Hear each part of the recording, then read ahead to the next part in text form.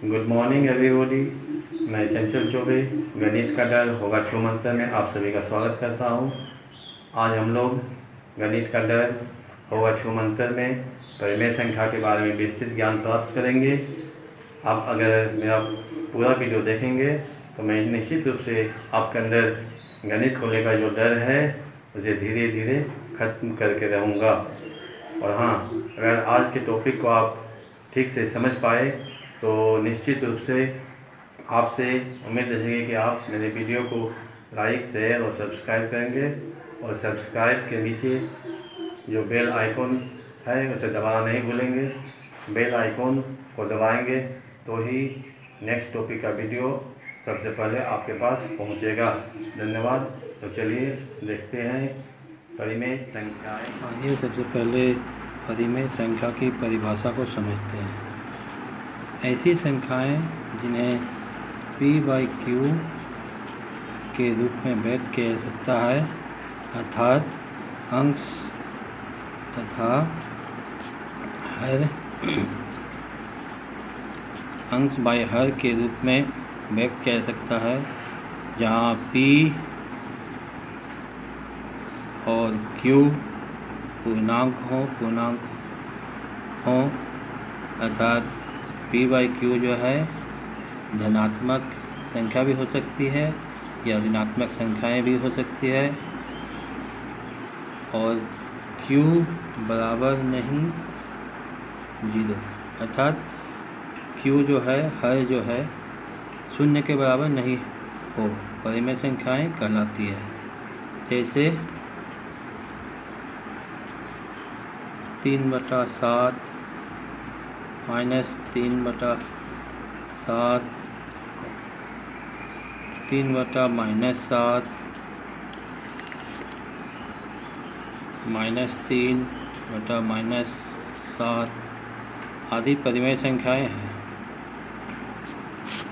फिर 2, 3, -8 आदि भी परिमेय संख्याएं हैं, क्योंकि 2 को 2/1, 3 को 3/1, -8 को -8/1 लिखा जा सकता है।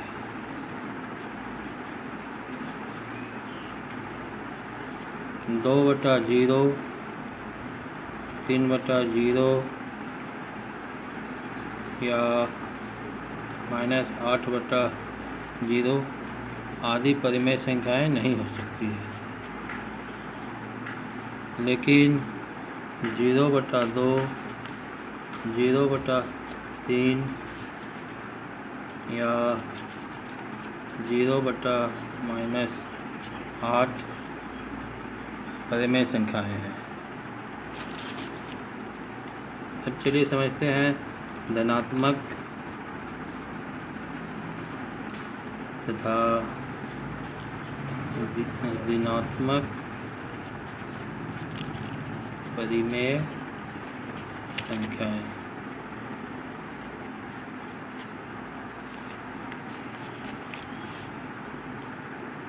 धनात्मक परिमेय संख्याएं वो हैं जिनके अंश तथा हर में एक ही चिन्ह हो, अर्थात अंश में अगर धनात्मक है और हर में भी धनात्मक है तो वो धनात्मक परिमेय संख्या है।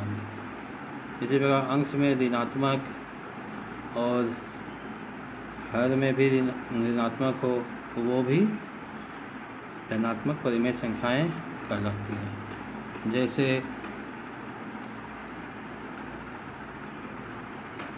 2/7, इसमें 2 में भी धनात्मक चिन्ह है, 7 में भी धनात्मक चिन्ह है। 5/7, इसमें भी कोई चिन्ह नहीं है, इसका अर्थ है कि यहाँ धनात्मक चिन्ह है। यहाँ भी कोई चिन्ह नहीं है, इसका अर्थ है कि ये धनात्मक चिन्ह है।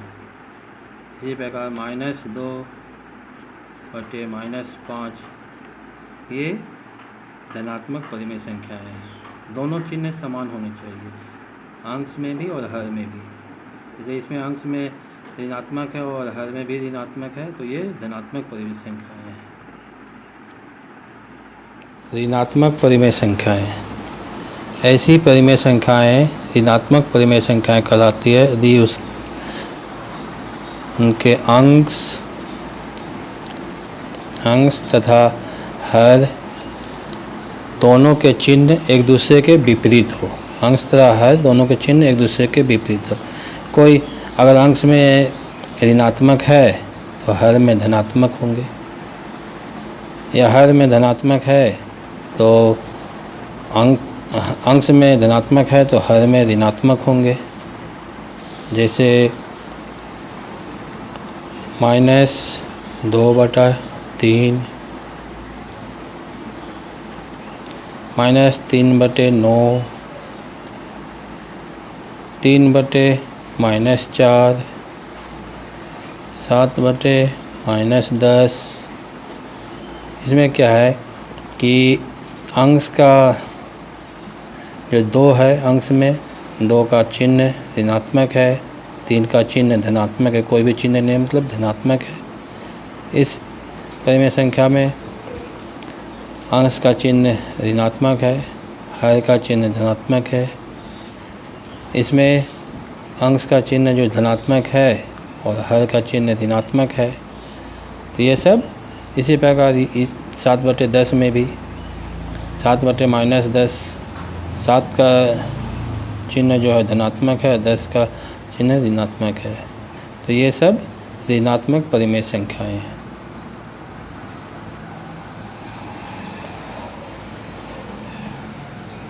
अब चलिए देखते हैं समतुल्य परिमेय संख्याएं। जैसे समतुल्य परिमेय संख्याएं जैसे 2/7 के अंश तथा हर में, अंश ये है, हर ये है, अंश तथा हर में एक ही पूर्णांक से गुणा करने पर जो संख्या प्राप्त होगी वो समतुल्य परिमेय संख्याएं होंगी। मान लीजिए ये कोई संख्या है, इसमें इसका समतुल्य परिमेय संख्या निकालना है तो 2/7 गुना अंश में भी 2 से और हर में भी 2 से गुना करने पर जो संख्या प्राप्त होगी वो 2/7 का समतुल्य परिमेय संख्याएं होंगी। जैसे 7/14। इसी प्रकार 2/7 गुना 3/3 बराबर 6/21 प्राप्त होता है। अतः हम कह सकते हैं कि 2/7 का समतुल्य परिमेय संख्याएं 4/14, 6/21। इसी तरह से ऋणात्मक भी हो सकती है। ऋणात्मक संख्या से अगर गुणा करेंगे तो ऋणात्मक, लेकिन वो भी धनात्मक ही आ जाएंगे, अंत में वो धनात्मक ही आ जाएंगे। -2 और -2 से गुणा करेंगे अंश में और हर में तो -4 और -14। माइनस तो प्लस हो जाएंगे तो प्लस धनात्मक संख्या ही प्राप्त होंगे। तो 2/7 का समतुल्य परिमेय संख्याएं 4/14, 6/21। इसी प्रकार 4 से गुणा करेंगे 4/4 से तो आगे संख्या प्राप्त होगी। नेक्स्ट, बड़ी या छोटी परिमेय संख्याएं। कुछ संख्याएं दी हुई है, उसमें बड़ी संख्या कौन है, छोटी संख्या कौन है, इसका पता लगाने के लिए हम क्या कर सकते हैं, चलिए देखते हैं। जैसे 3/-4 और -5/6। -5/6 में कौन सी संख्या बड़ी है, कौन सी संख्या छोटी है, इसका पता हम लगाएंगे। इसके लिए हमें दोनों संख्या के हर को, ये एक संख्या, ये एक संख्या है, इसके हर को जो है ये ऋणात्मक है, ये धनात्मक है, तो दोनों को हमें धनात्मक करना पड़ेगा। इसके लिए हमें 3/-4 को अंश में तथा हर में दोनों में -1 से गुणा करते हैं।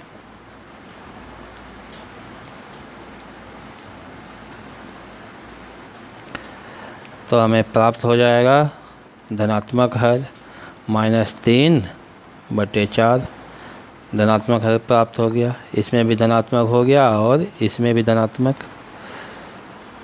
अब नेक्स्ट जो है, हमें दोनों हर का, ये हर है और ये हर है, दोनों हर का लॉसो निकालना पड़ेगा। तो लॉसो तो हम लोग डायरेक्ट करके दिखा देंगे कि 6 और 4 का लॉसो होता है, लॉसो मीन्स लघुत्तम समावर्तक होता है 12। चूँकि दोनों का लॉसो 12 आया, तो अब नेक्स्ट में हम क्या करेंगे, दोनों के हर को 12 लाना पड़ेगा। जैसे -3/4 है, तो इसमें हर को हमें 12 लाना पड़ेगा, क्योंकि लॉसो 12 आया, दोनों संख्याओं का लॉसो हर का 12 आया, तो ये इसको 12 करना पड़ेगा। इसके लिए हमें 3/3 से गुना करना पड़ेगा, 3 4 12 हो जाएगा। ऊपर भी गुना करना पड़ेगा, तो -9/12 आ गया। अब जो संख्या है ये वाली संख्या, इसे भी हर को जो है 12 लाना है। -5/6 में हर को 12 लाने के लिए हमको 2/2 से गुना करना पड़ेगा,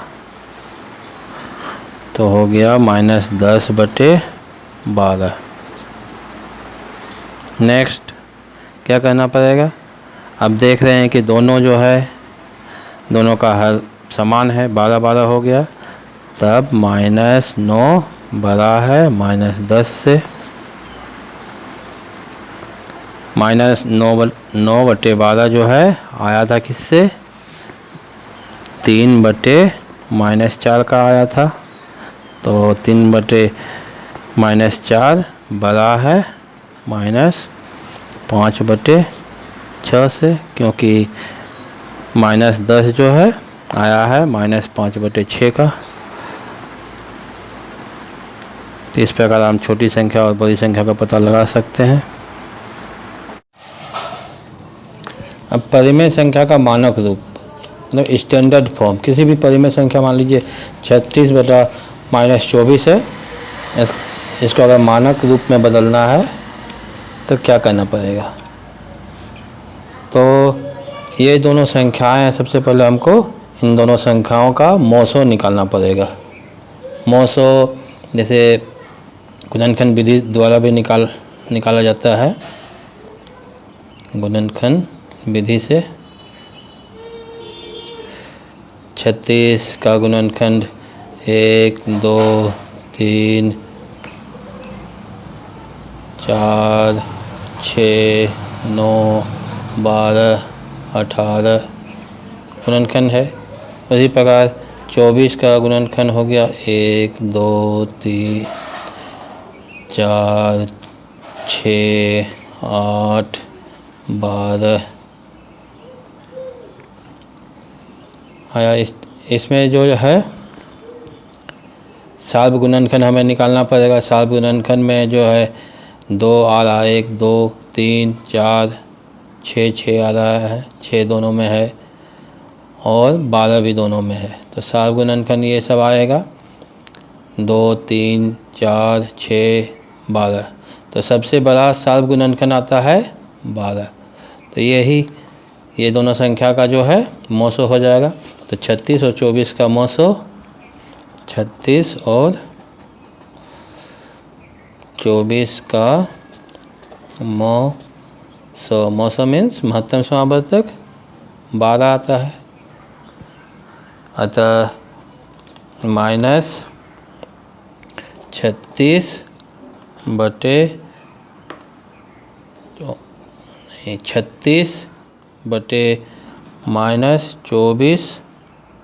को जो हमें दोनों को 12 से भाग देना है।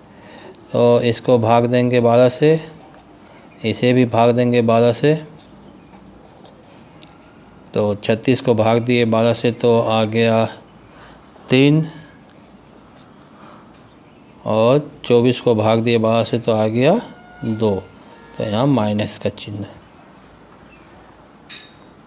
तो यही 36 और 36 बटे -24 का स्टैंडर्ड रूप हो गया।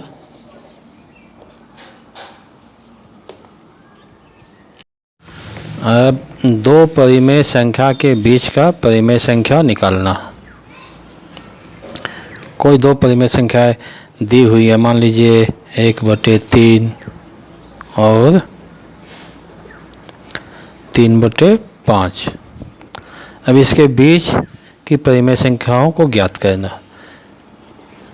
तो सबसे पहले हमको इन दोनों संख्याओं के हर को समान करना पड़ेगा। इसके लिए दोनों के हर का लॉसो निकालना पड़ेगा। तो 3 और 5 का लॉसो मतलब लघुत्तम समावर्तक जब 15 होता है। अब दोनों संख्याओं के हर को समान करना है। 1/3 को भी मतलब इसके हर को 15 करना है और इसके हर को भी 15 करना। तो इसके लिए हमें 1/3 को 5/5 से गुना करना पड़ेगा। तो हो जाएगा 5/15। फिर 3/5 को भी गुना करना पड़ेगा हर को समान लाने के लिए, 15 लाने के लिए। तो 3/3 से हम गुना करते हैं। 3/3 से गुना करने पर आता है 9/15। दोनों के हर समान है। अब हो गई संख्याएं होंगी क्या 5/15 और 9/15। तब इसके बीच की संख्याएं 6/15, 7/15, 8/15 और 9/15 है ही। तो 1/3 और 3/5 के बीच की संख्याएं ये सब हो गई।